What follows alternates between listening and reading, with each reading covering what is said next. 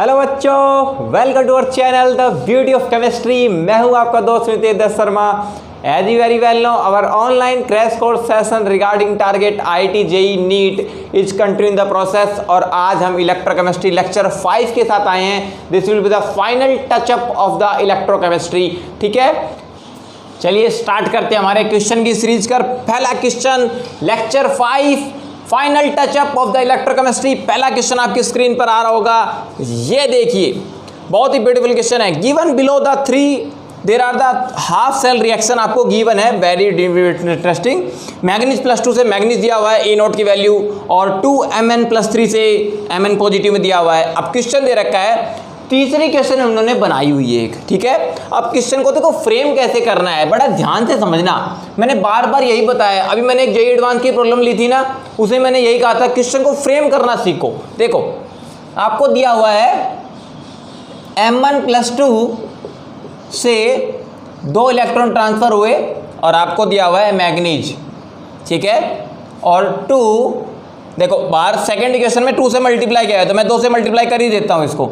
ये हो जाएगा 2Mn+3 प्लस 2 इलेक्ट्रॉन, ये कितना आएगा 2Mn2 पॉजिटिव, 2Mn2 पॉजिटिव आ जाएगा आपका। ठीक है, और दोनों की ई नोट की वैल्यू आपको गिवन है, जो आप लिख लेंगे। ई नोट की वैल्यू आपको दोनों गिवन है। आपको पूछा क्या है, आपके रिक्वायर्ड इक्वेशन क्या है, पहले वो देखो। आपको रिक्वायर्ड इक्वेशन क्या है, ये क्वेश्चन बहुत ही चुटकी भर में सोल्व होगा। मैं कह रहा हूँ डाटा को एनालाइज करना, जिसको आगे ना इलेक्ट्रोकेमिस्ट्री उस पर कमांड बहुत स्ट्रांग हो जाएगी। पहले रिक्वायर्ड इक्वेशन देखो। रिक्वायर्ड इक्वेशन है 3Mn2 पॉजिटिव, 3Mn यहाँ पर लिख देता हूँ, हाँ 3Mn2 positive, it gives Mn plus 2Mn3 positive. ये आपकी रिक्वायर्ड इक्वेशन है, और इसके लिए एग्जामिनर ई नोट पूछ रहा है आपसे। ठीक है, ये 2 डाटा गिवन है, ये तीसरी क्वेश्चन पूछ रहा है। देखो इस ऐसे क्वेश्चन को सोल्व करने की ट्रिक बताता हूँ, बड़ा ध्यान से समझना, चुटकी भर में सोल्व होगा क्वेश्चन। इधर देखो, पहले रिक्वायर्ड इक्वेशन में देखो। रिक्वायर्ड इक्वेशन में मैग्नीज+2 कौन से साइड में है, मैग्नीज+2 लेफ्ट साइड में है। मैग्नीज+2 कौन सी साइड में है, लेफ्ट साइड में। अब कितने चाहिए, 3 चाहिए।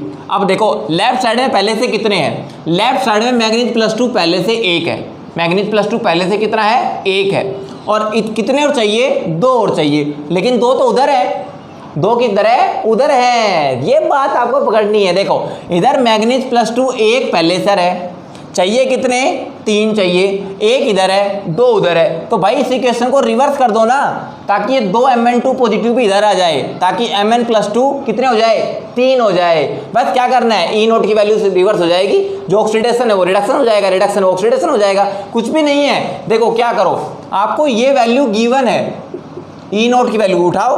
कौन सी गिवन है, मैग्नीज+2 से मैग्नीज दिया हुआ है, ई नोट की वैल्यू -1.18 वोल्ट। बोलो गिवन है कि नहीं है, बिल्कुल गिवन है। अपने को ये वैल्यू गिवन है, कितनी, ई नोट की वैल्यू गिवन है 1.51 इलेक्ट्रॉन वोल्ट है। ये कितनी है, इलेक्ट्रॉन वोल्ट, ये प्लस का है, कोई दिक्कत नहीं है। अब देखो समझने की बात क्या है, अपने को इधर मैग्नीज+2 है, 1 है, इधर मैग्नीज+2 कितने चाहिए, 3 चाहिए। 1 मैग्नीज+2 ये रहा, 2 मैग्नीज+2 ये रहे, तो इस रिएक्शन को रिवर्स मार दो। रिवर्स कैसे मारेंगे, देखो बड़ा ध्यान से देखेंगे। ये टर्म है तो उधर ले जाओ, 2Mn+2 को इधर ले आया मैं, Mn+2 को 2 को इधर ले आया, और 2Mn+3 उधर चला गया। बोलो है कि नहीं, ठीक आ गया समझ में। मैंने डाटा चेंज कर दिया, 2Mn+2, और ये 2 इलेक्ट्रॉन भी उधर चले जाएंगे, क्योंकि इधर पहले इधर थे ना इलेक्ट्रॉन, ये इलेक्ट्रॉन किधर चले जाएंगे, 2 इलेक्ट्रॉन इधर चले जाएंगे। अब इन दोनों इक्वेशन को ऐड करके देखो, आपके रिक्वायर्ड इक्वेशन आएगी भाई। दोनों इक्वेशन को ऐड करके देखो, देखो 2 इलेक्ट्रॉन थे, 2 इलेक्ट्रॉन कैंसिल आउट हो गए, बिल्कुल हो गए कि नहीं हो गए। मैग्नीज+2 ये रहा, और 2 मैग्नीज+2 ये रहे, कितने हो गए, 3 मैग्नीज+2, 1 Mn ये रहा, 1 Mn ये रहा, 2Mn+3 ये रहा। लेकिन मैंने इस रिएक्शन को रिवर्स किया है, रिएक्शन को क्या किया था, रिवर्स, तो ई नोट की वैल्यू भी रिवर्स हो जाएगी। तो यहाँ पर जो माइनस प्लस का साइन है ना, ये किसका हो जाएगा, माइनस का हो जाएगा, ये बात है। अब देखो इन दोनों इक्वेशन को ऐड करने से ये रिक्वायर्ड इक्वेशन आई है, तो ये नोट क्या आएगा, इन दोनों का एडिशन, इन दोनों को ऐड करके देखो, तो -1.18 प्लस -1.51 इलेक्ट्रॉन वोल्ट, ये भी क्या है इलेक्ट्रॉन वोल्ट। ठीक है, आगे समझ में। तो ई नॉट की वैल्यू कितनी आएगी आपकी, ये भी साइन माइनस का, ये प्लस माइनस करेंगे क्या हो जाएगा, माइनस ही हो जाएगा, plus minus minus minus minus minus ही होता है। तो 1.51 कितना आएगा, 2.69 इलेक्ट्रॉन वोल्ट आ जाएगा ईएमएफ की वैल्यू। लेकिन माइनस में आ रही है ना ई नॉट की वैल्यू, तो रिएक्शन स्पॉन्टेनियस नहीं है, रिएक्शन इज नॉन स्पॉन्टेनियस, क्योंकि ई नॉट की वैल्यू पॉजिटिव चाहिए होती है हमें स्पॉन्टेनिटी के लिए। देखो कौन सा ऑप्शन मैच कर रहा है, ऑप्शन ए देख लो, ए में आ गया आंसर कि E naught is equal to -2.69 and reaction will not occur, reaction नहीं होगी, रिएक्शन आपकी नहीं होगी क्योंकि E not of cell negative आ रहा है। ठीक है, तो आप कर लोगे ऐसे क्वेश्चन, भाई क्वेश्चन को देखकर आपको क्वेश्चन को फ्रेम करना है। ठीक है, क्वेश्चन बड़ा इजी था, जेईई मेंस की प्रॉब्लम थी, ये बहुत अच्छा क्वेश्चन था। चलिए अगला क्वेश्चन लेते हैं आपकी स्क्रीन पर, ये रहा। मैं तब तक रब करता हूँ, क्वेश्चन को पढ़िए, बनाने की कोशिश कीजिए। आपको एक इक्वेशन दे रखी है, जिंक से जिंक सल्फेट, कॉपर सल्फेट से कॉपर। हाँ, एक हिंट दिया हुआ है, कह रहा है कंसंट्रेशन जिंक +2 की 10 टाइम्स है कॉपर +2 से। डेल्टा जी का एक्सप्रेशन निकालना है, बहुत ही ब्यूटीफुल क्वेश्चन है। दिस क्वेश्चन इज 2017 एडवांस का क्वेश्चन है, नीचे देखो लिखा हुआ है 2017 एडवांस का क्वेश्चन है, इस क्वेश्चन में लिखा हुआ है। अब लग रहा क्वेश्चन एडवांस का है, लेकिन एनडीएस सर इसको सोल्व कराएंगे तो आप बिल्कुल हलवा क्वेश्चन कर देंगे इस क्वेश्चन को। देखिए क्वेश्चन कैसा है, पहले रिएक्शन का आपको बताना है डेल्टा जी नोट नहीं, डेल्टा जी, क्योंकि आपको ध्यान रखना है एक होता है डेल्टा जी और एक होता है डेल्टा जी नोट, दोनों में फर्क है। डेल्टा जी लिखते हैं तब तो आता है NF EMF of the cell, और डेल्टा जी नोट लिखते हैं तो आता है NF E naught of cell. ये फर्क है दोनों में, डेल्टा जी और डेल्टा जी नोट में। ठीक है, चलिए तो पहले डेल्टा जी निकालना है आपको निकालना ये वाला ऊपर वाला है। ठीक है, तो देखो कैसे करेंगे।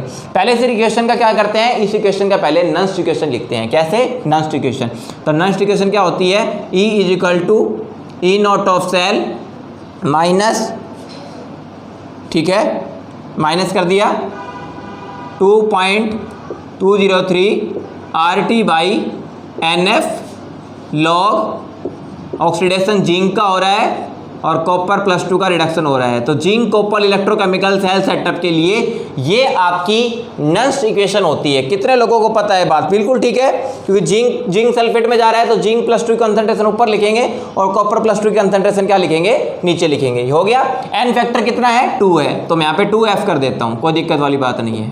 यहाँ पर कितना कर दिया, 2F कर दिया। चलो इतना सोल्व हो गया। अब करते हैं क्वेश्चन को सोल्व आउट। अब देखो ई नोट की वैल्यू दी हुई है आपको, देखो इक्वेशन में गिवन है, नीचे देखो E naught of cell 1.1, E naught of cell कितना है 1.1, आगे बढ़ो, माइनस 2.303 RT बाई 2F, कोई दिक्कत नहीं है, लोग। अब देखो रिएक्शन में हिंट लिखा हुआ है, जिंक +2 की कंसंट्रेशन कॉपर +2 की कंसंट्रेशन से 10 गुना है। कितनी गुना है, 10 गुना, यानी कि जिंक +2 की कंसंट्रेशन जो है ना वो कॉपर +2 की कंसंट्रेशन से कितनी गुना है, 10 टाइम्स है। कितनी है, 10 टाइम्स। तो मैं आपको ये बात लिख सकता हूं कि जिंक +2 और कॉपर +2 इन दोनों का रेशियो 10 है। अरे समझ गए कि नहीं समझ गए, जिंक +2 की कंसंट्रेशन कॉपर +2 से 10 टाइम्स है, तो यहाँ पर कॉपर +2 को नीचे ले आओ ना, तो जिंक +2 और कॉपर +2 का रेशियो कितना हो गया, 10 हो गया आपका। आगे समझ में, तो यही तो हिंट था। देखो कितना इजी हो गया क्वेश्चन, अब हलवा हो जाएगा क्वेश्चन। देखो जिंक +2 और कॉपर +2 इन दोनों का रेशियो कितना दिया हुआ है, 10 दिया हुआ है, 10 टाइम्स हो गया, तो इसको मैं 10 पुट कर दूंगा। क्या कर देंगे, 10 पुट कर देंगे। और दुनिया को पता है तो log 10 की वैल्यू 1 होती है, तो log 10 1 होता है तो हटाई दो ना इसको, कुछ भी नहीं बचा, ये आ गया आपका। तो ये आपका निकल कर आ गया EMF ये EMF आ गया निकल करके, क्या आ गया, EMF। और आपको निकालना क्या है, डेल्टा जी निकाल देंगे। Delta G is equal to -NF EMF of the cell, यही होएगा फार्मूला डेल्टा जी का, -NF E not of the cell. Value रखो -NF EMF of the cell की वैल्यू ये उठा लो, ये EMF ऑफ द सेल है भाई, ये EMF ऑफ द सेल कौन है, ये वैल्यू, तो कितना आएगा, multiply by 1.1 minus 2.303 RT by NF। अरे NF ही रहने देते हैं इसको, क्योंकि NF से NF कैंसिल हो जाएगा बाद में, क्योंकि 2 इलेक्ट्रॉन ट्रांसफर हो रहे, कोई दिक्कत नहीं है, या फिर वैल्यू पुट कर दूंगा, कोई दिक्कत नहीं है। हाँ देखो कितना आएगा, सॉल्व आउट करते हैं। n की वैल्यू कितनी है 2f, तो यहाँ पर 2f कर देते हैं, कोई दिक्कत नहीं है।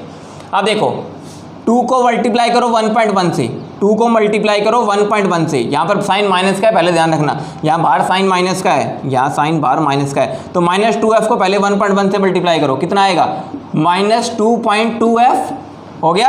अब इस माइनस को अंदर से मल्टीप्लाई करो, बाहर अंदर प्लस का हो जाएगा, माइनस माइनस प्लस। अब देखो 2f नीचे है, यहाँ पे 2f ही आएगा, nf की जगह n की वैल्यू 2 पुट कर दूँ, 2f आएगा, तो इसको अंदर से मल्टीप्लाई करोगे तो कितना आ जाएगा +2.303 RT, ठीक है, क्योंकि 2f से 2f कैंसिल हो जाएगा ना मल्टीप्लाई करेंगे, तो ये आ गया आपका, इसको रीअरेंज कर लो 2.303 RT माइनस 2.2f। ये ऑप्शन देखो कहाँ पर मैच कर रहा है, ऑप्शन सी देखो, option C 2.303 RT by minus 2.2f, ये रहा 2.303 RT माइनस 2.2f। बताओ इस ऐसे ऐसे क्वेश्चन करोगे तो आप कहाँ छोड़ोगे इलेक्ट्रोकेमिस्ट्री के क्वेश्चन, इजी लेवल के क्वेश्चन आते हैं, और ये तो हम बहुत अच्छे लेवल के क्वेश्चन डिस्कस कर रहे हैं, तो डेफिनेटली आपकी नॉलेज बिल्डअप होगी यहाँ से, ठीक है। आगे क्वेश्चन समझ में कैसे किया मैंने, पहले सेल का EMF निकाला, कंसंट्रेशन दी रखी थी, जिंक +2 की कॉपर +2 से 10 गुना ज़्यादा थी, तो log 10 की वैल्यू 1 हो गई, ये सारा डाटा से क्या आ गया EMF ऑफ द सेल आ गया, EMF से क्या निकाल लिया डेल्टा G निकाल लिया, EMF ऑफ द सेल की वैल्यू रख दी, बस आगे क्या है कैलकुलेशन है, आंसर आ गया आपका, ठीक है। तो डेफिनेटली यहाँ से क्वेश्चन आपसे नॉलेज बिल्डअप करेगा। चलो आगे बढ़ते हैं, next question on your screen now, जल्दी जल्दी करते हैं। अगला दे रखा है, if the standard electro potential for a cell is 2 volt, standard electro potential दे रखा है 2 वोल्ट, ठीक है, 300 केल्विन टेम्परेचर पर, इक्विलिब्रियम कांस्टेंट पूछ रहा है 300 केल्विन पर, इक्विलिब्रियम कांस्टेंट की वैल्यू पूछी है 300 केल्विन पर, बहुत ही इंटरेस्टिंग क्वेश्चन है। आर की वैल्यू देखो लिखी हुई है, आर की वैल्यू आपको 8 जूल पर केल्विन पर मोल लेनी है, और फैराडे कांस्टेंट आपको 96,000 लेना है, 96,500 नहीं 96,000, जो न्यूमेरिकल में गिवन है वही वैल्यू रखेंगे आप।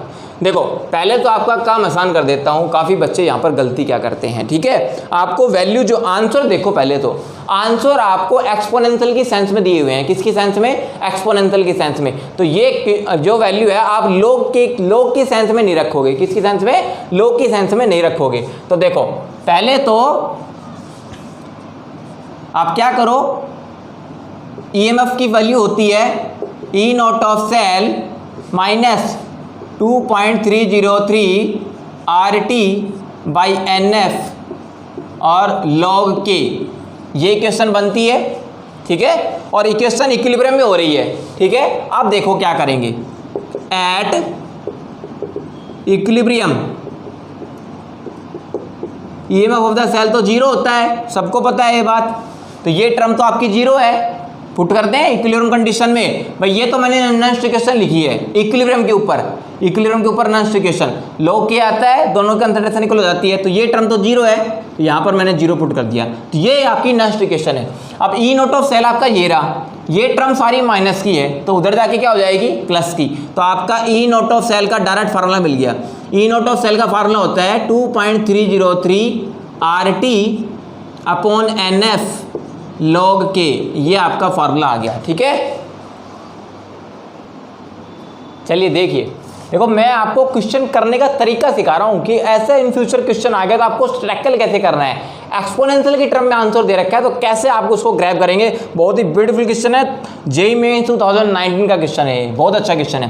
तो आपको करना क्या था, इक्विलिब्रियम कंडीशन पे आपको नॉन इक्वेशन लिखनी थी, इक्विलिब्रियम कंडीशन पे ध्यान रखना, इक्विलिब्रियम कंडीशन पर EMF ऑफ द सेल 0 होता है, और E नॉट ऑफ सेल निकालने का फार्मूला होता है 2.303 RT by NF log K, ठीक है, आपको याद रखना है।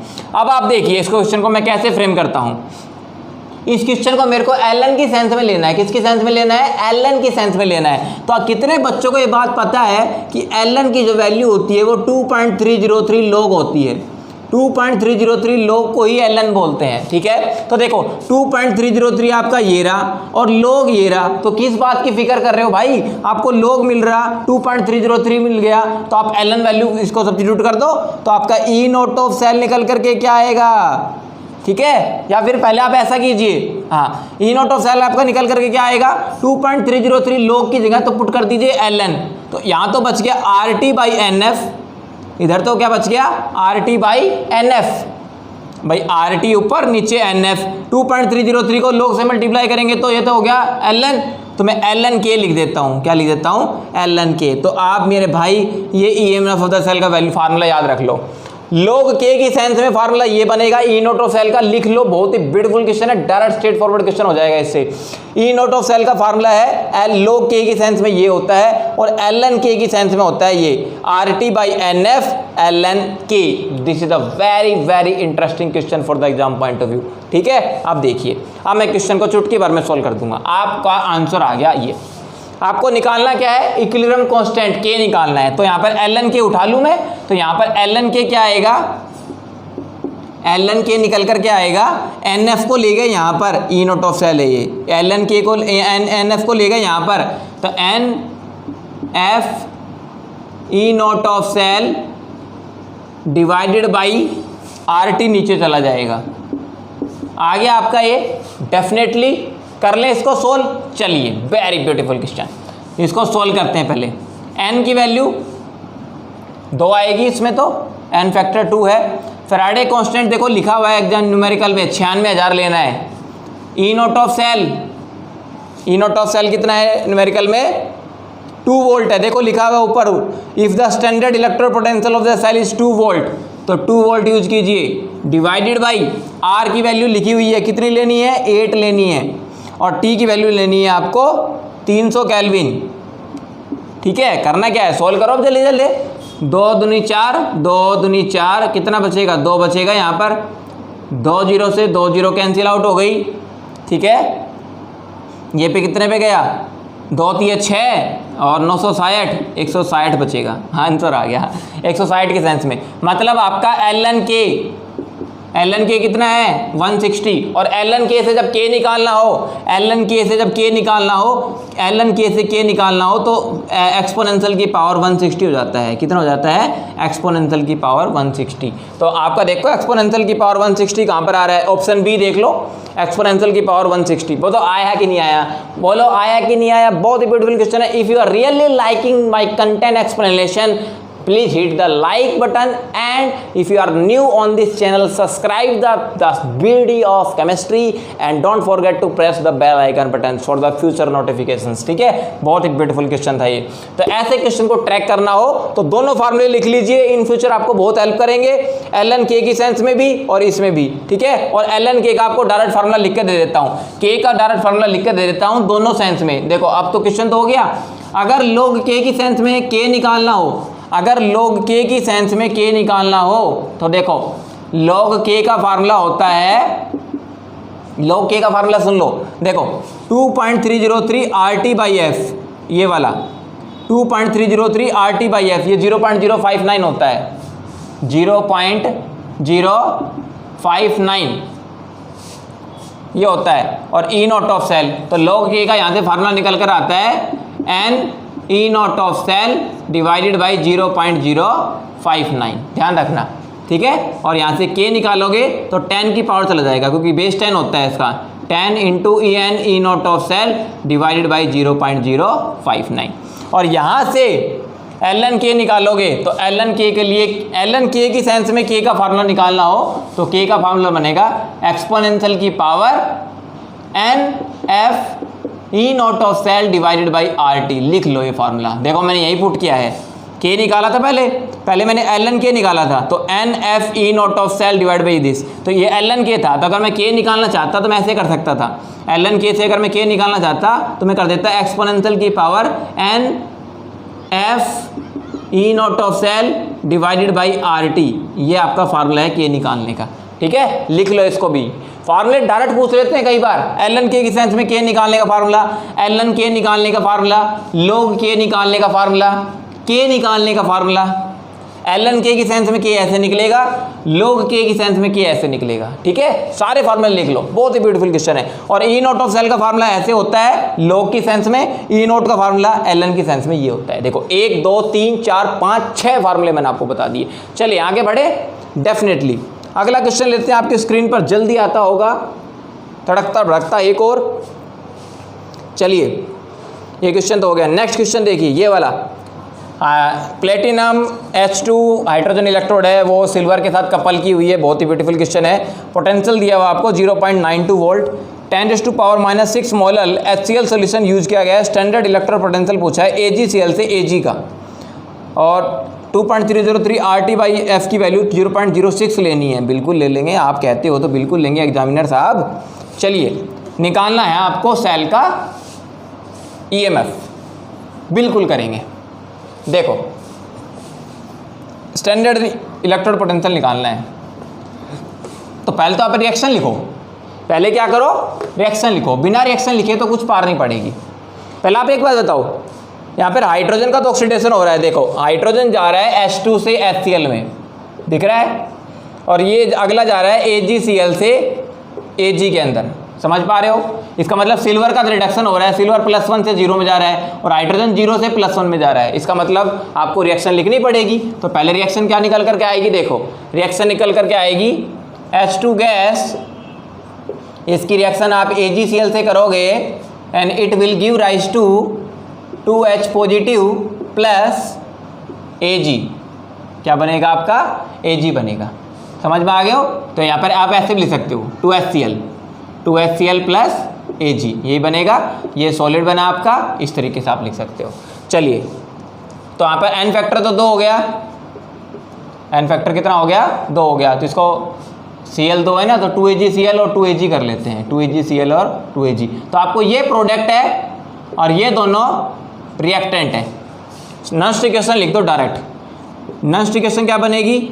EMF of the cell, E0 of the cell. अब देखो, E0 ऑफ सेल को मैं अलग अलग कर देता हूँ। E0 ऑफ सेल में E0 of cathode minus E0 of anode. ये बात समझने की है। E0 of cathode minus E0 of anode. E0 of cathode कौन है? सिल्वर का पोटेंशियल। तो आपको यही तो पूछा है। यहाँ पर E0 ऑफ कैथोड और E0 ऑफ एनोड मेंशन कर देता हूँ। E0 ऑफ कैथोड तो क्या है? E0 ऑफ AgCl से Ag, जो आपको पूछा है एग्जामिनर ने, देखो, ठीक है। और E0 ऑफ एनोड क्या है? ये E0 H पॉजिटिव से H2, ये आपको 0 होता है। भाई, स्टैंडर्ड इलेक्ट्रोड पोटेंशियल हाइड्रोजन को कितना होता है? 0। तो इसकी वैल्यू तो 0 है, तो यहाँ पर ये निकालना है। तो मैं E0 ऑफ सेल को सब्स्टिट्यूट कर रहा हूँ, ध्यान से देखना। E0 ऑफ सेल क्या होता है? E0 of cathode minus E0 of anode. समझ गए? E0 ऑफ कैथोड क्या है? AgCl से Ag पे जा रहे हैं, और E0 ऑफ एनोड क्या है? H पॉजिटिव से H2 पे जा रहे हैं। इतनी बात समझ गए कि नहीं समझ गए? बिल्कुल, ठीक है। तो E0 ऑफ सेल को मैं लिख दूंगा E0 ऑफ AgCl से Ag minus A0 of H positive से H2। ये सब्स्टिट्यूट कर दी मैंने वैल्यू, ठीक है। ये वैल्यू हो गई आपकी E0 ऑफ सेल की। इसको अंडरलाइन के अंदर कर देते हैं, minus 2.303 RT upon 2F। N factor कितना है? 2 है, रख दिया हमने। और लॉग ऑफ पहले प्रोडक्ट की कंसंट्रेशन, प्रोडक्ट साइड में कौन है? HCl, ठीक है। कितना है? HCl, क्योंकि HCl के अंदर कंसंट्रेशन किसकी दी हुई है? H पॉजिटिव की। तो देखो, H पॉजिटिव कंसंट्रेशन आपको दी हुई है। HCl सोल्यूशन है 10⁻⁻6 मोलल, लेकिन इतना ज़्यादा डाइल्यूट सोल्यूशन है तो मोलल को मोलर भी मान सकते हैं हम, ठीक है। तो एक बात है, तो यहाँ पर H पॉजिटिव कंसंट्रेशन 10⁻⁻6, तो H पॉजिटिव का तो क्या हो जाएगा? यहाँ पर डायरेक्ट ऐसे करो ना, HCl की कंसंट्रेशन, इसका तो होल स्क्वायर आएगा, और Ag सॉलिड है, इसकी कंसंट्रेशन का स्क्वायर कर दो, ठीक है। इधर आ जाओ अब, रिएक्टेंट साइड में हाइड्रोजन का पार्शियल प्रेशर और AgCl की कंसंट्रेशन, इसका भी क्या है? होल स्क्वायर है, ठीक है। अब वैल्यू पुट करते हैं, देखो आंसर आ जाएगा। E0 ऑफ सेल आपको निकालना है, sorry EMF of the cell आपको गिवन है। देखो न्यूमेरिकल में EMF ऑफ द सेल है 0.92। अब देखो, ये वैल्यू 0 है। हाइड्रोजन का स्टैंडर्ड रिएक्शन पोटेंशियल कितना होता है? 0 होता है, ठीक है। समझ पा रहे हो इतनी बात को? अब देखो, ये वैल्यू आपको निकालनी है, तो मैं इसको यहीं पे छोड़ देता हूँ। E0 ऑफ कैथोड करके छोड़ देता हूँ इसको, ठीक है। ये E0 ऑफ कैथोड कौन है? ये है, माइनस 0. अब देखो 2.303 RT/F लिख रखा है, 2.303 RT/F, ये वैल्यू 0.06 है, न्यूमेरिकल में गिवन है, तो इसको मैं 0.06 ओमिट कर देता हूँ, ठीक है। इसको सब्स्टिट्यूट कर देते हैं, तो ये हो गया 0.06 डिवाइडेड बाई 2 रह गया, ठीक है। उधर आ जाओ, HCl की कंसंट्रेशन कितनी दी हुई है? 10⁻⁻6, और उसका होल स्क्वायर करेंगे, 10 की पावर -6 उसका होल स्क्वायर। Ag सॉलिड है तो कंसंट्रेशन 1 होती है, AgCl सॉलिड है कंसंट्रेशन 1 होती है, पार्शियल प्रेशर ऑफ हाइड्रोजन 1 होता है, कुछ भी नहीं करना था इसमें, ठीक है। तो 1 1 1 सारा कैंसिल आउट हो जाएगा, ये तो हट ही गया। log 10 की पावर 6 का ऊपर होल स्क्वायर, 10 की पावर कितना हो गया 12, 10 की पावर -12, देखो कितनी जल्दी सॉल्व होगा। 10 की पावर -12 है तो log 10 की पावर -12 कितना होएगा, -12 log 10, log 10 1 होता है, आगे हटाओ, ये -12 आ गया आपका, ठीक है। इतना समझ गए। यहाँ साइन माइनस का है, यहाँ साइन भी माइनस का है तो प्लस हो जाएगा। तो E not of cathode plus 0.06 divided by 2 और मल्टीप्लाई बाई 12 हो जाएगा आपका, ठीक है। इतना समझ गए, कोई दिक्कत नहीं है। अरे देख लो अभी तो, आई थिंक कोई दिक्कत नहीं है यहाँ पर। हाँ तो कितना आएगा आपका ई नॉट ऑफ सेल। दोस्तों यहाँ पर एन फैक्टर की वैल्यू 1 लेनी पड़ेगी, क्योंकि अगर एन की फैक्टर की वैल्यू 2 लेते हैं तो कोई भी तरीके से न्यूमेरिकल सोल्व नहीं हो रहा है। तो अगर Ag पॉजिटिव से Ag में जा रहा है, या फिर इस क्वेश्चन को हम ऐसे फ्रेम कर सकते थे, H2 से HCl में जा रहा है तो हाफ HCl हो जाएगा ये मॉलिक्यूल, ठीक है। हाँ बिल्कुल ठीक है। इस तरीके से हम एन फैक्टर अगर 1 लेते हैं यहाँ पर तो 0.06 से मल्टीप्लाई करेंगे, देखो कितना आएगा 0.92, ये कितना आएगा 0.6 को 12 से मल्टीप्लाई करो 0.72 आएगा, इधर ले आओ माइनस का 0.72, तो आपका ई नॉट ऑफ कैथोड आ गया यहाँ पर 0.20 volt, E not of cathode यानी कि AgCl से Ag, यही पूछा था आपसे। तो देखो अगर मैं एन फैक्टर यहाँ पर 2 लेता हूँ तो आपका कोई भी ऑप्शन यहाँ पर मैच नहीं करेगा। तो 0.20 जो आंसर आएगा वो डेफिनेटली यहाँ से किससे निकल करके आएगा, क्योंकि यहाँ पर अगर एन फैक्टर 2 लेते हैं तो 0.36 आता है ये, और 0.36 अगर मैं 0.92 से घटाऊँ तो इसमें कोई भी ऑप्शन मैच नहीं कर रहा है। तो यहाँ पर अप्रोक्सीमेटली एन की वैल्यू यहाँ पर 1 ली हुई है। इस क्वेश्चन में ये हमने गलती निकाल ली, हालांकि एन फैक्टर 2 होना चाहिए लेकिन यहाँ पर 1 दिया हुआ है, ठीक है, ये आप ध्यान रखेंगे। चलो कि मेरी गलती नहीं है इसमें, ये क्वेश्चन को फ्रेम करने में गलती की गई है, तो क्योंकि ऑप्शन ऐसे फ्रेम किए गए हैं तो जे एडवांस वालों से गलती हो जाती है, ऐसे दिक्कत वाली बात नहीं है। नेक्स्ट क्वेश्चन ले। हाँ देखो ये क्वेश्चन बहुत इंटरेस्टिंग है, क्वेश्चन की स्टेटमेंट बड़ी लग रही है लेकिन क्वेश्चन बड़ा इजी है। फॉर द सेल जिंक से zinc 2 positive, metal X positive से मेटल, डिफरेंट हाफ सेल दी हुई है आपको, एक गोल्ड की, एक सिल्वर की, एक आयरन की और एक आयरन की। कह रहा है जिंक +2 से जिंक दे रखा है आपको, बस एक डाटा दे रखा है ई नॉट जिंक +2 से जिंक, स्टैंडर्ड रिडक्शन पोटेंशियल कितना है -0.76 वोल्ट, बिल्कुल ठीक है। और बाकी सारे डाटा देखो इससे ऊपर है -0.76। भाई देखो अगला डाटा क्या है, मैं यहाँ पर अलग अलग सॉल्व करके दिखाता हूँ।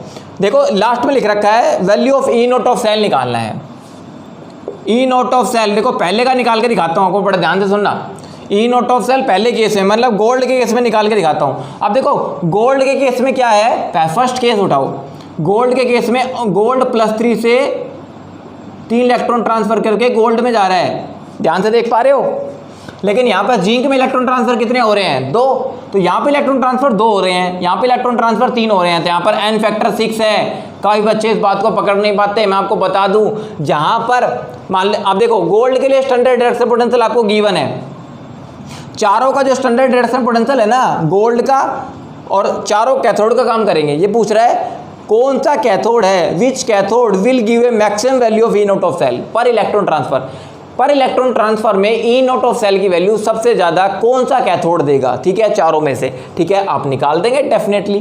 तो ई नॉट ऑफ सेल यहाँ से क्या निकल कर आएगा, ई नॉट ऑफ गोल्ड +3 से gold minus E not of zinc +2 से जिंक। ये हो गया आपका फर्स्ट केस। 4 केस बना लेता हूँ जल्दी जल्दी। ये हो गया फर्स्ट केस, इसको सॉल्व करेंगे। अगला देखो, ये तो हो गया आपका फर्स्ट। सेकंड में कौन है, सिल्वर, करेंगे। तो ई नॉट ऑफ सेल क्या आएगा कैथोड के लिए, E not of cathode, E not of Ag positive से Ag minus E not of zinc +2 से जिंक। ये हो गया आपका सेकंड केस, सॉल्व करेंगे इसको। थर्ड केस उठाओ, किसका है, आयरन +3 से आयरन, तो ई नॉट ऑफ सेल क्या आएगा, ई नॉट ऑफ आयरन +3 से iron minus E not of zinc plus 2 से जिंक। ये क्वेश्चन आप डायरेक्ट वैल्यू को उठा के पुट कर सकते हो, मैं तो आपके लिए क्वेश्चन को बना के दिखा रहा हूँ कैसे करना आपको, ठीक है। और फोर्थ आएगा ई नॉट ऑफ सेल आपका कौन सा, आयरन प्लस 2 से आयरन, यानी कि E not of iron plus 2 से iron minus E not of zinc plus 2 से जिंक। ये चारों वैल्यू पुट करके देखनी है आपको, ठीक है। रखो आंसर। तो यहाँ पर कितना है 1.40, 1.40। यहाँ साइन माइनस का है, अब मैं सोल्व करूँगा जल्दी से। यहाँ साइन माइनस का है, यहाँ साइन माइनस का है, तो माइनस माइनस क्या हो गया प्लस, प्लस 0.76, ठीक है। 1.40 0.76 को ऐड करो, कितना आएगा 6 4 7 11 और 2, 2.16 आ गया, ठीक है। 2.16 आ गया, लेकिन 2.16 ई नॉट ऑफ सेल तो है, 2.16 ई नॉट ऑफ सेल तो है, लेकिन इलेक्ट्रॉन ट्रांसफर तो 6 है इसमें। अरे गोल्ड 3 इलेक्ट्रॉन लूज करेगा, गोल्ड 3 इलेक्ट्रॉन गेन करेगा और जिंक 2 इलेक्ट्रॉन लूज करेगा, तो इक्वेशन तो ये बनेगी ना, जिंक का तो ऑक्सीडेशन हो रहा है, तो जिंक तो जाएगा 0 से +2 में और गोल्ड +3 से गोल्ड में जाएगा। तो यहाँ पर क्या करोगे, जिंक +2 है, गोल्ड +3 है, यहाँ पर 2 आएगा, यहाँ पर 3 आएगा, समझ में आ गया। तो डेफिनेटली इलेक्ट्रॉन ट्रांसफर कितने होंगे, 6 इलेक्ट्रॉन ट्रांसफर होंगे। लेकिन एग्जामिनर पर इलेक्ट्रॉन ट्रांसफर पूछ रहा है, कितना पर इलेक्ट्रॉन, ये 6 इलेक्ट्रॉन के लिए है, तो पर इलेक्ट्रॉन कितना आएगा, डिवाइड बाई 6 कर देंगे। सॉल्व करते हैं इसको बाद में।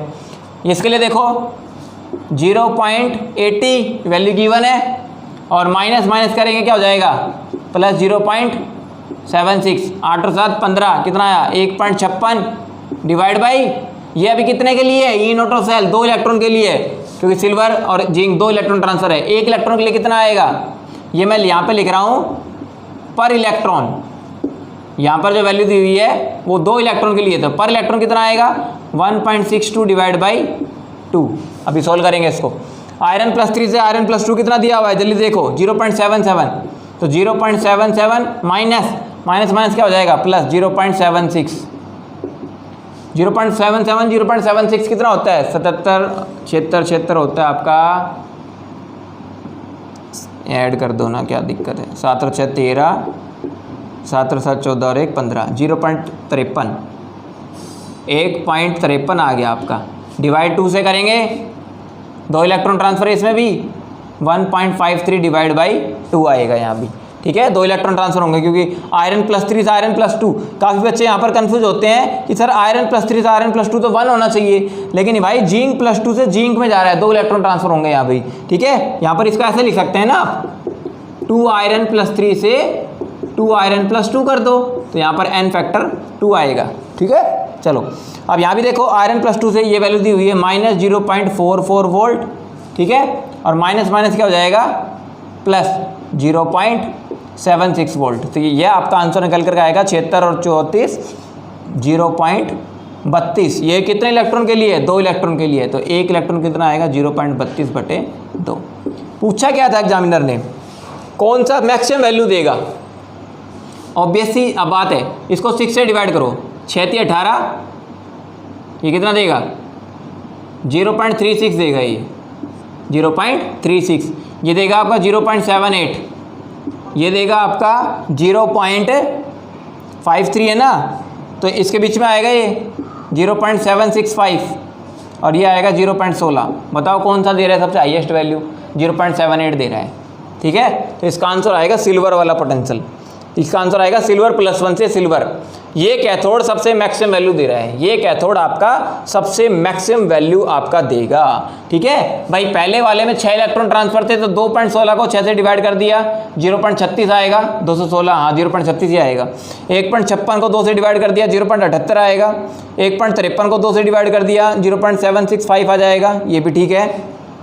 और फिर 0.32 को 2 से डिवाइड कर दिया, आपका ये आएगा 0.16। तो मैक्सिमम आंसर कौन देगा आपका, सिल्वर। तो second first option is the correct answer, Ag positive upon Ag। देखो कितना ब्यूटीफुल क्वेश्चन था, जेईई मेंस ने पूछा ये, मेरे को तो मजा आ गया करने में, डेफिनेटली आपको भी मजा आया होगा। ठीक है, आपको एक जिंक को तो ऑलरेडी इन्होंने एनोड मान लिया, बाकी 4 कैथोड की वैल्यू दी हुई है। अब ये पूछा था पर इलेक्ट्रॉन ट्रांसफर होगा तो कौन सा cathode maximum E naught of the cell की वैल्यू देगा। तो पहले पर इलेक्ट्रॉन ट्रांसफर निकालने के लिए पहले टोटल निकालेंगे, पर इलेक्ट्रॉन निकालना हो तो इसमें एन फैक्टर 6 था, 6 से डिवाइड कर दिया, और बाकी तीनों केस में एन फैक्टर 2 था तो 2 से डिवाइड कर दिया। सबसे ज्यादा ई नोट ऑफ सेल की वैल्यू किस में आई, Ag पॉजिटिव से Ag में आई। तो answer comes out to be option 1। This is a very interesting question for the exam point of view. ठीक है, अगला क्वेश्चन लेते हैं। नेक्स्ट क्वेश्चन है, देखो हाँ ये आ गया अपना कोलरा जिला से। अब तक सारे नॉन स्टिकेशन से क्वेश्चन चल रहे थे, कोलरा जिला से आया है। कैप एम की वैल्यू दे रखी है, NaCl की, KCl की, NaCl, HCl, Na 126.4, 425.9 और 100.5। कंडक्टिविटी दे रखी है Ha की, डिग्री ऑफ डिसोसिएशन पूछ रहा है Ha का। बिल्कुल आसान है, हलवा क्वेश्चन है, करते हैं। देखो करना क्या है, डिग्री ऑफ डिसोसिएशन निकालना है Ha का। देखो डिग्री ऑफ डिसोसिएशन Ha का, अल्फा कैसे निकलेगा, cap M upon cap M 0, alpha इसी से निकलेगा ना। अब अल्फा निकालने के लिए आपको 3 वैल्यू चाहिए। एक तो पहले चाहिए कैप एम, कैप एम किसका चाहिए, Ha का। Ha का कैप एम कैसे निकालोगे, आपको कंडक्टिविटी गिवन है, डेफिनेटली गिवन है। कैप एम कैसे निकालोगे, Ha का कंडक्टिविटी गिवन है। देखो कैप एम का फार्मूला होता है K गुणा 1000 बटे में मोलरिटी। किसी को ना पता हो तो नोट डाउन कर लो भाई। मोलर कंडक्टिविटी का फार्मूला होता है, Ha का निकालना है ना, तो K होती है conductivity, specific conductivity. K given है, आपको देखो लिखी हुई है। और ध्यान रखना यूनिट से पता चल जाता है, K की जो यूनिट होती है साइमन मीटर इनवर्स या साइमन सेंटीमीटर इनवर्स। ये साइमन सेंटीमीटर इनवर्स में दी हुई है, लिख दो। देखो कितनी वैल्यू है, K की वैल्यू 5 × 10⁻⁵ देखो लिखी हुई है, 5 × 10⁻⁵ मल्टीप्लाई करो 1000 क्या होता है, 10⁻³ लिख दूँ भाई, 1000 10⁻³ तो होता है। और m देखो मोलरिटी दी हुई है 0.001 मोलर, देखो 0.001 मोलर लिखा हुआ है ना, डेफिनेटली। इसको सोल्ड आउट करते हैं पहले तो। देखो 0.001 मोलर, समझ पा रहे हो, 0.001 मोलर क्या होता है, ये भी 10⁻³ तो होता है। 0.001 10⁻³ ऊपर जाएगा क्या हो जाएगा, 10⁻+3, 10⁻+3 + 3 क्या हो गया, 10⁻6, 10⁻−5 10⁻6 क्या आएगा, 10⁻1 50 आ गया। ये siemens centimetre square mole inverse, ये वैल्यू तो आ गई, siemens centimetre square mole inverse 50 answer आ गया। देखा कितना जल्दी सोल्व किया हुआ है। अब निकालते हैं cap M 0 limiting molar conductivity, किसके लिए, Ha के लिए। लेकिन आपको गिवन क्या है, NaCl की, HCl की और Na की। पहले आप देखो Ha किस में आएगा, Ha किस में आएगा, H positive A negative, H positive A negative. तो H पॉजिटिव कहाँ से मिलेगा, HCl से। H पॉजिटिव कहाँ से मिलेगा, HCl से। तो HCl की लिमिटिंग मोलर कंडक्टिविटी उठा लो, पहले इसको ऐसे लिख लो, ये आएगा cap M 0 for HCl plus A negative कहाँ से मिलेगा, A नेगेटिव मिलेगा आपको NaA से। तो limiting molar conductivity of the NaA।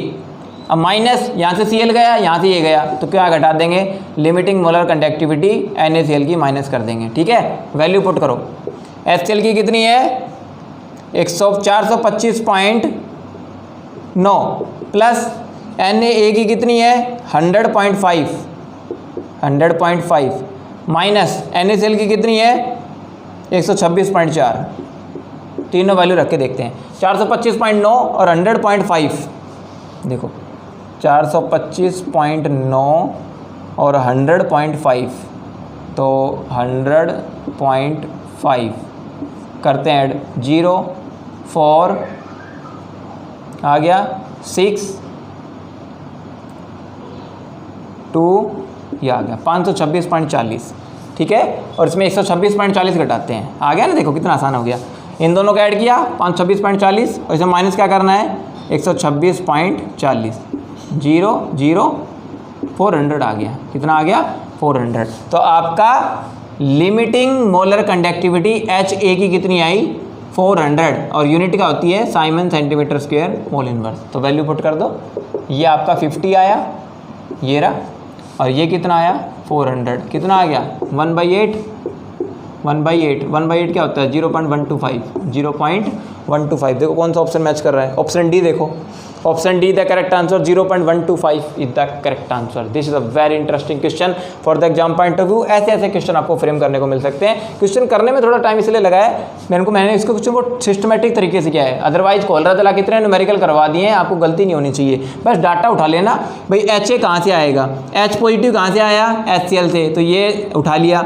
A negative कहाँ से आया, Na से, ये उठा लिया। इन दोनों को ऐड करके ये माइनस कर दिया, जो डाटा आएगा वो यहाँ पुट कर दो। 50 का आंसर निकाल लिया, K गुना 1000/m करके 50 आया, जो आंसर कर लोगे। Very interesting. चलो आगे बढ़ते हैं।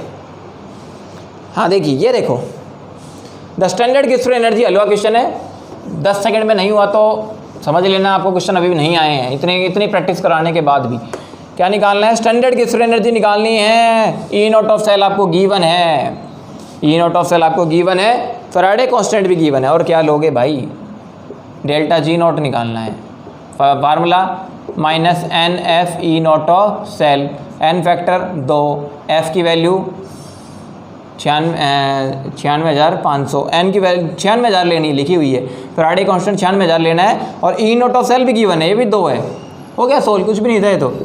-4 मल्टीप्लाई बाई 96,000, 96 को 4 से मल्टीप्लाई करो, 6 24 26 384, तो ये कितना आया -384 और 3 0, तो इसको मैं लिख सकता हूँ -384 किलो जूल पर मोल।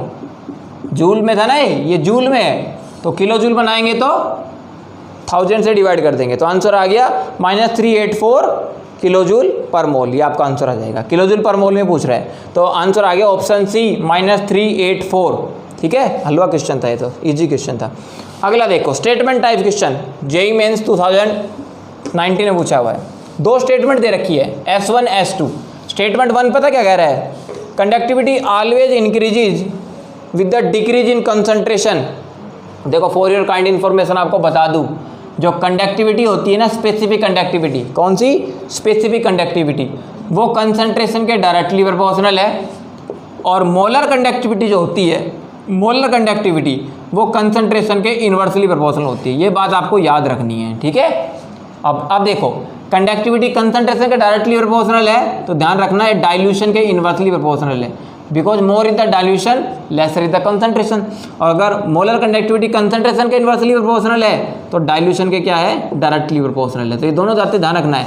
ये है आपकी मोलर कंडक्टिविटी, काफ़ी बार कंफ्यूज हो जाते हैं बच्चे, और ये है आपकी स्पेसिफिक कंडक्टिविटी, जिसको हम कंडक्टिविटी बोलते हैं। ठीक है, ये दोनों डाटा लिख लो। अब देखो, conductivity always increases with decrease in concentration, ये तो गलत है, क्योंकि कंडक्टिविटी इंक्रीज करती है कंसंट्रेशन के साथ, कंसंट्रेशन बढ़ेगी तो कंडक्टिविटी भी बढ़ेगी, तो स्टेटमेंट 1 रॉन्ग है।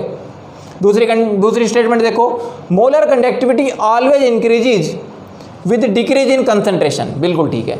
मोलर कंडक्टिविटी कब इंक्रीज करेगी, जब कंसंट्रेशन डिक्रीज करेगी। भाई कंसंट्रेशन डिक्रीज करेगी तो मोलर कंडक्टिविटी इंक्रीज करेगी, तो मोलर कंडक्टिविटी कंसंट्रेशन के इन्वर्सली प्रोपोर्शनल है, तो स्टेटमेंट 2 आपकी क्या है, राइट है। तो S1 रॉन्ग है, स्टेटमेंट 1 रॉन्ग है, और स्टेटमेंट 2 क्या है, राइट है। देखो कितना इजी क्वेश्चन था, हलवा क्वेश्चन था ये, तो आप कर लोगे। तो S1 is wrong, S2 is right, option be the correct answer. S1 is wrong and S2 is right, कर लोगे। अब आपको बताता हूँ कि स्पेसिफिक कंडक्टिविटी कंसंट्रेशन के डायरेक्टली प्रोपोर्शनल क्यों है, क्योंकि स्पेसिफिक कंडक्टिविटी पढ़ा दिया मैंने। इलेक्ट्रोकेमिस्ट्री का लेक्चर 1 देखना है आपको, इस कॉन्सेप्ट को अगर और आपको कमांड लानी है। इलेक्ट्रोकेमिस्ट्री का फर्स्ट बेसिक लेक्चर लिया है मैंने, some basic concept and introduction about the electrochemistry. उसमें मैंने Kohlrausch law, molar conductivity, Debye Huckel Onsager equation, conductivity का, मोलर कंडक्टिविटी का कंसंट्रेशन के साथ, टेम्परेचर के साथ, डाइल्यूशन के साथ क्या रिलेशन है, कैसे बढ़िया बढ़िया क्वेश्चन नीट जेईई मेंस पूछता है, वो सारे डिस्कस किए हैं। तो इलेक्ट्रोकेमिस्ट्री का लेक्चर 1 में आपको डेफिनेटली प्लेलिस्ट में मिल जाएगा ये। चलो आगे बढ़ते हैं। ग्राफ दिया हुआ है, which of the following graphs between the molar conductivity cap M versus √C is correct. बहुत अच्छा क्वेश्चन है, क्योंकि डी-वाई-एक्केलॉन-सागर इक्वेशन जब दी गई थी वो थी cap M equal to cap M 0 minus b/√C, ये थी डी-वाई-एक्केलॉन-सागर इक्वेशन। ठीक है, और डी-वाई-एक्केलॉन-सागर इक्वेशन में ध्यान रखेंगे जो ग्राफ आता है cap M versus under root C के बीच में आता है। This is molar conductivity and this is concentration. तो ग्राफ हमेशा स्ट्रेट लाइन आता है नेगेटिव स्लोप के साथ, ठीक है। ये जो ग्राफ आएगा वो स्ट्रॉन्ग इलेक्ट्रोलाइट के लिए आएगा। कैसे, किसके लिए आएगा? स्ट्रॉन्ग इलेक्ट्रोलाइट के लिए। लेकिन अगर यही ग्राफ, यहाँ पर इंफॉर्मेशन दे देता हूँ, अगर यही graph cap M under root C के बीच में हो और वीक इलेक्ट्रोलाइट हो तो ग्राफ आता है ऐसे, हाइपरबोला की फॉर्म में। कैसे आएगा? हाइपरबोला की फॉर्म में। तो दोनों ध्यान रखना है। वीक इलेक्ट्रोलाइट के लिए आप कैप एम इन्फिनिटी नहीं निकाल सकते क्योंकि ग्राफ यहाँ पे टच नहीं होता, ठीक है, और स्ट्रॉन्ग इलेक्ट्रोलाइट के लिए निकाल सकते हो। तो ये ग्राफ आपको याद रखना है। अब दो ग्राफ दे रखे हैं NaCl और KCl के, कौन सा ग्राफ सही है ये पता लगाना है। देखो पहली बात तो ध्यान रखना, NaCl और KCl के लिए दो ग्राफ दे रखे हैं, तो जहाँ पे ग्राफ आपके क्रॉस कर रहे हैं, इंटरसेक्ट कर रहे हैं, तो वो ऑप्शन तो बिल्कुल नहीं हो सकते, वो ऑप्शन आपके बिल्कुल नहीं हो सकते। जैसे मान लो ये ग्राफ मैंने NaCl के लिए बनाया और एक ग्राफ मैंने KCl के लिए बनाया, एक ग्राफ मैंने KCl के लिए बनाया, सेम केप एम और सी के बीच में, ये बना दिया आपकी बार KCl के लिए। तो NaCl KCl ग्राफ दोनों जाएंगे पैरेलल, KCl का भी NaCl का भी पैरेलल जाएंगे, इंटरसेक्ट नहीं करेंगे। तो आपको देखो ऑप्शन ए और डी ऑप्शन में ग्राफ को इंटरसेक्ट किया हुआ है, तो ए और डी पे तो भाई क्रॉस लगा दो, ये आंसर करेक्ट नहीं हो सकते, ठीक है, ये आंसर करेक्ट नहीं हो सकते। अब बात आती है बहुत ही इंटरेस्टिंग, ठीक है सर, दो ग्राफ दिए हुए हैं। अब ऑप्शन बी और ऑप्शन सी में देखो, एक ग्राफ NaCl ऊपर है और एक ग्राफ में KCl ऊपर है। ऐसे देखो दो ग्राफ है, ऐसे आ रहे हैं, हम बना के दिखा देता हूँ। अब ये दो ग्राफ बच गए, ये तो आपका ऑप्शन बी ले रहा हूँ मैं और ये ले रहा हूँ ऑप्शन सी, आपके दो ग्राफ बच गए आप, ठीक है। ऑप्शन बी में ध्यान करके देखना, ऑप्शन बी के अंदर NaCl ऊपर है, KCl नीचे है, और ऑप्शन सी के अंदर KCl ऊपर है, NaCl नीचे है। अब पता लगाना है कि ये ग्राफ कौन सा ऊपर आएगा कौन सा नीचे आएगा। अब लगेगा NDS सर की ट्रिक, नहीं कॉन्सेप्ट को पकड़ना है। देखो पता लगाओ भाई NaCl और KCl में से किसकी मोलर कंडक्टिविटी ज़्यादा होगी। भाई ग्राफ किसका ऊपर जा रहा है, देखो यहाँ पर ये ग्राफ ऊपर जा रहा है, इसका मतलब है यहाँ पर NaCl की मोलर कंडक्टिविटी ज़्यादा बताई हुई है, और इसमें ये ग्राफ KCl के ऊपर जा रहा है, इसमें मतलब KCl की मोलर कंडक्टिविटी ज़्यादा बताई हुई है। तो हमें ये पता लगाना है किसकी मोलर कंडक्टिविटी ज़्यादा है, KCl की ज़्यादा है NaCl की ज़्यादा है। जिसकी मोलर कंडक्टिविटी ज़्यादा है उसका ग्राफ ऊपर होके जाएगा, और जिसकी मोलर कंडक्टिविटी कम है उसका ग्राफ नीचे से जाएगा। आई बात समझ में? अब दिमाग लगाओ ना, दिमाग ही तो लगाना है। कितनी बार बताया था मैंने ये बात, भाई बेसिक फंडामेंटल क्लियर करके चलोगे ना, कभी जिंदगी में गलती नहीं होगी। और ये क्वेश्चन आप ना यूट्यूब चैनल पे सर्च कर करके थक जाओगे। ये क्वेश्चंस आप तक इलेक्ट्रोकेमिस्ट्री में किसी ने डिस्कस ही नहीं किए हैं। इतने ब्यूटीफुल क्वेश्चंस हैं, पता नहीं क्यों नहीं डिस्कस किए जाते, इधर उधर की नॉलेज दी जाती है, मेरे को समझ नहीं आता आज तक ऐसे क्वेश्चंस क्यों नहीं डिस्कस किए जाते। बच्चों की नॉलेज बिल्डअप हो तो डेफिनेटली आपके NDS सर ये क्वेश्चन बिल्डअप करेंगे और डेफिनेटली नॉलेज बिल्डअप होगी। देखो मोलर कंडक्टिविटी जो होती है ना, यानी कि कैप एम, वो बेटा आयनिक मोबिलिटी के डायरेक्टली प्रोपोर्शनल होती है। ये बात अपने पकड़ के चलो। और यहाँ पर देखना NDS सर आपका एक इनऑर्गेनिक केमिस्ट्री का टॉपिक छेड़ेंगे और बहुत ही ब्यूटीफुल कॉन्सेप्ट है। मोलर कंडक्टिविटी उसकी ज़्यादा होगी जिसकी आयनिक मोबिलिटी ज़्यादा होगी, और आयनिक मोबिलिटी पता किस में डिपेंड करती है? एक्वा सॉल्यूशन होते हैं, क्या होते हैं? Aqua solution. अब देखो इसमें Na पॉजिटिव आयन है, इसमें K पॉजिटिव आयन है। कितने बच्चों को पता है Na पॉजिटिव का साइज स्मॉल होता है और K पॉजिटिव का साइज लार्ज होता है। तो बताओ जब NaCl को वाटर में डिजोल्व करेंगे तो Na पॉजिटिव का साइज छोटा है तो इसकी हाइड्रेशन एनर्जी ज़्यादा होगी। Smaller the size of cation more is the hydration energy, यानी कि Na positive ion it will be easily captured by the water molecules and K positive ion has large size so it has lesser hydration energy, so K positive ion it will not so captured as compared to NaCl. तो Na positive ion it will be captured by water molecules, तो Na positive की आयनिक mobility कम होगी और KCl के अंदर क्या होता है, आयनिक मोबिलिटी ज़्यादा होगी, क्योंकि K पॉजिटिव आयन का साइज छोटा है, थोड़ी बड़ा है, और larger the size lesser the hydration energy. तो ध्यान रखना है आयन का जो साइज है ना, size of ion it is directly proportional to ionic mobility. इस बात को पकड़ के रखो, and it is directly proportional to km। भाई ये कॉन्सेप्ट कोई नहीं बताएगा आपके, मैं लिख के दे रहा हूँ। km होता है molar conductivity. Molar conductivity depend करती है आयनिक मोबिलिटी पे। आयनिक मोबिलिटी किस पे डिपेंड करती है, साइज ऑफ आयन पे। जिसका आयन का साइज बड़ा होगा उसकी हाइड्रेशन एनर्जी कम होगी, it will be less captured by the water molecules, तो वाटर मॉलिक्यूल्स के द्वारा कम घेरा जाएगा, तो इसकी मूवमेंट ज़्यादा होगी। और साइज कैटायन का छोटा होगा, साइज कैटायन का छोटा होगा, it will be easily captured by the water molecules, तो इसकी हाइड्रेशन एनर्जी ज़्यादा होगी, तो आयनिक मोबिलिटी इसकी कम आएगी। और NaCl से भी कम आयनिक मोबिलिटी LiCl की आती। अगर यहाँ पर LiCl ऑप्शन होता तो LiCl के अंदर लिथियम पॉजिटिव और भी छोटा कैटायन है, तो उसकी आयनिक मोबिलिटी सबसे कम होती। समझ में आ गया, इसलिए मोलर कंडक्टिविटी भी सबसे कम आती है उसकी। बहुत ही ब्यूटीफुल क्वेश्चन है, ठीक है। जैसे आपसे एग्जामिनर कह दे एक आपके पास NaCl है, एक LiCl है, एक NaCl है, KCl है, आपसे कह दे एग्जामिनर इनको CAPM या CAPM इक्विवेलेंट मोलर कंडक्टिविटी या इक्विवेलेंट कंडक्टिविटी के इंक्रीजिंग ऑर्डर में लगाना है। चाहे मोलर कंडक्टिविटी कह दो, चाहे कैपएम कह दो, या इक्विवेलेंट कंडक्टिविटी कह दो, दोनों एक ही बात है।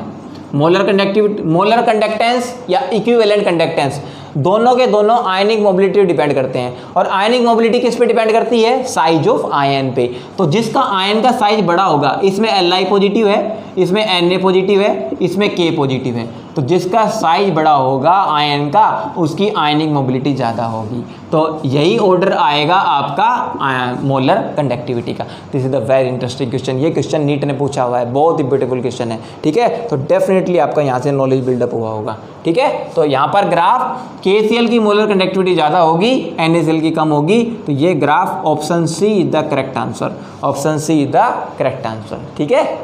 मज़ा आया, मज़ा आ गया, आया कि नहीं आया, बिल्कुल आया। चलो आगे बढ़ते हैं। Next question on your screen now. ये हल्का क्वेश्चन है, हालांकि 1984 में आया हुआ है, बहुत ही ब्यूटीफुल क्वेश्चन है। ए सॉल्यूशन कंटेनिंग 1 मोल पर litre of the copper nitrate AgNO3, 4 solution दिए हुए हैं। कॉपर नाइट्रेट का है, सिल्वर नाइट्रेट का है, मरकरी का है और मैग्नीज का है, मैग्नीशियम का है। चारों को इलेक्ट्रोलाइज कर दिया। स्टैंडर्ड इलेक्ट्रॉन पोटेंशियल की वैल्यू दी हुई है।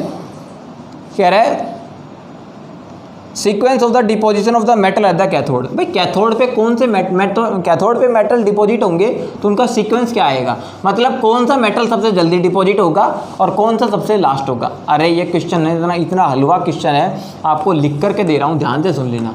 आपको 4 वैल्यू दी हुई है, ठीक है, कॉपर नाइट्रेट के सोल्यूशन के साथ है, और चारों वैल्यू दी हुई है, तो आप ध्यान रखेंगे किसमें इंपॉर्टेंट क्वेश्चन आएगा, ठीक है। हाँ, इज बीइंग इलेक्ट्रोलाइज, हाँ, और पर mole of the electrolytic solution, ठीक है, ठीक है। तो यहाँ पर मरकरी नहीं होगा।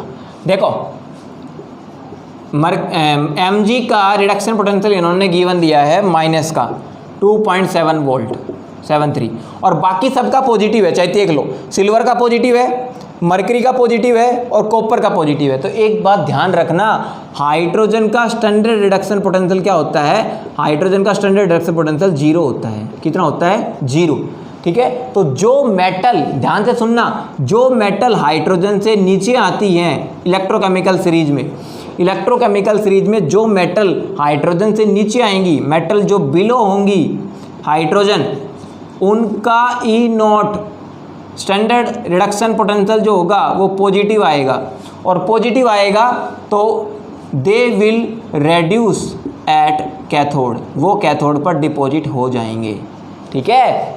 और E0 की वैल्यू, जो मेटल, ध्यान से सुनना, जो मेटल हाइड्रोजन से अबो होंगे, मेटल अबो हाइड्रोजन, उनके E0 स्टैंडर्ड रिडक्शन पोटेंशियल की वैल्यू, E0 लिख देता हूँ SRP, E0 SRP, मतलब all those metals, ध्यान से सुनना, all those metals which are below hydrogen in the electrochemical series, they have positive standard reduction potential and they will reduce at cathode, वो तो cathode पर रिड्यूस हो जाएंगे, क्योंकि एक फंडामेंटल है, सीधा सा कॉन्सेप्ट है, मोर is the value of standard reduction potential more easily that metal will reduce at cathode, वो उतना जल्दी कैथोड पर रिड्यूस होगा जिसका एसआरपी ज़्यादा है। यानी कि वैल्यू ऑफ एसआरपी जितना ज़्यादा होता है ना, उस मेटल की उतनी ज़्यादा टेंडेंसी होती है, tendency of the metal to reduce at cathode. छोटे छोटे डाटा बताता हूँ, नोट कर लिया करो, ऐसे क्वेश्चन कोई नहीं बताएगा भाई।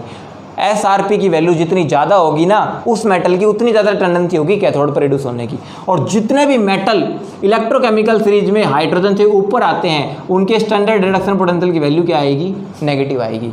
और जिनके स्टैंडर्ड रिडक्शन पोटेंशियल की वैल्यू नेगेटिव आएगी तो वो रिड्यूस तो होंगे, वो ऑक्सीडाइज हो जाएंगे।